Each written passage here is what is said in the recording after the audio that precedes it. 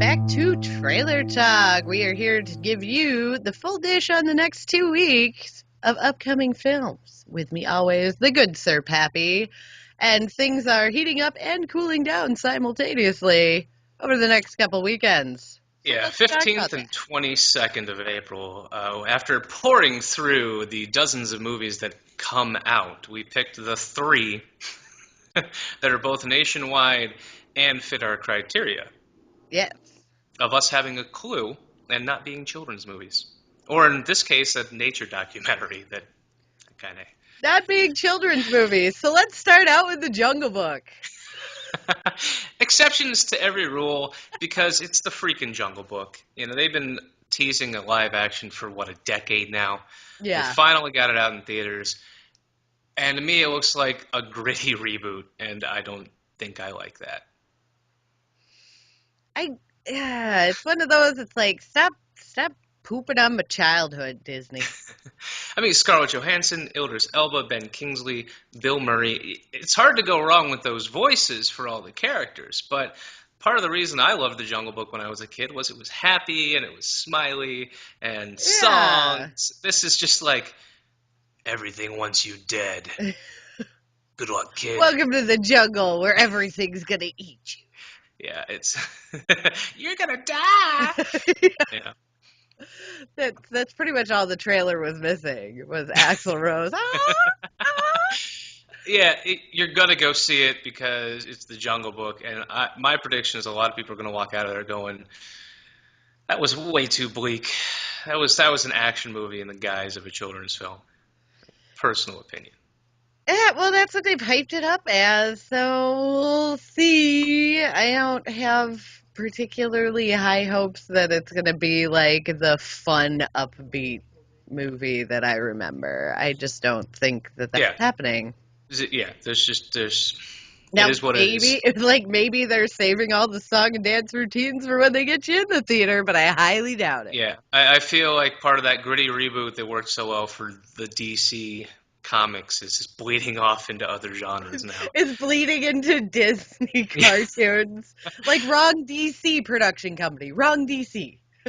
It's what's interesting though is your other big option is Criminal, which sees Ryan Reynolds in another mind swap.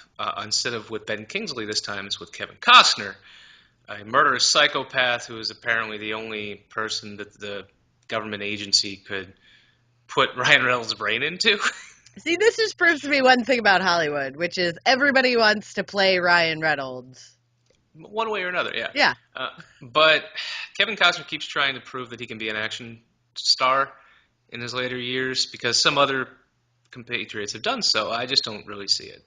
I think this one's going to be a flop. There's only one tall, older gentleman that I will watch throat punch till the cows come home, and that is Mr. Liam Neeson. And even he makes some flops Yeah. in the genre. So, Mr. Costner, I'm sorry, but I don't see this movie going well for you. Ryan Reynolds can take the hit because Deadpool just made all the money. But, again, it is what it is. Action movie, sci-fi tropes in there. And, See it or don't. yeah, and I don't know, just the casting lineup. It's like, to me, you put Tommy Lee Jones in anything where And somebody... Gary Oldman. Yeah, where somebody's, like running from the law or criminals or whatever, and I just go, oh man, I'll just go watch U.S. Marshals. Or I'll just go watch The Fugitive. I like U.S. Marshals better. And if we haven't made you sad enough, the following weekend sees one major non-documentary release, and that is The Huntsman Winter's War. Fun fact, when I reviewed Snow White and the Huntsman, I fell asleep for 30 minutes. Nice. And I still wrote the review because I felt like I hadn't missed any of the important parts. Oh lordy. No, it looks like we're taking like, hey, well, everybody liked our visual effects, and I did have to give them credit on that in Snow White and the Huntsman. The visual effects were stunning.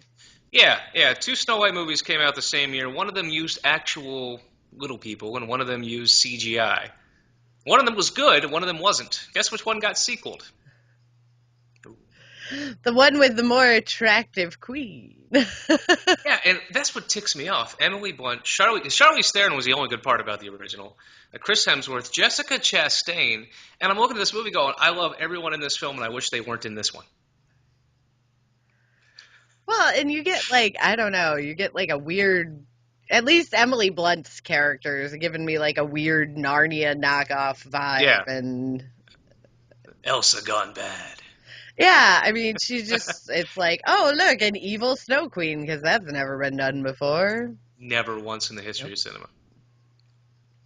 But I will probably end up seeing it not in theaters. I'm not No, going to pay no, dear theater God. money to go see I, that movie, but I probably will watch it. Because again, I like everybody there, so it's like maybe, like, Captain Planet style. Their powers combined. Here's the level of negativity I have towards this movie. I hope, should I suffer from insomnia in 2017, that this will be available on Netflix so I have something to put me to sleep. Yay, visual ambient. Yeah. Save your money because in 2 weeks there will be something worth spending it on. What could it be?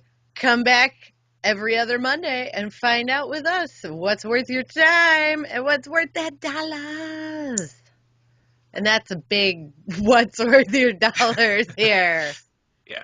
'Cause I ain't spending theater money on no Snow White and the Huntsman 2. And I'll probably be reviewing it, so I'm just encouraging no one else to suffer.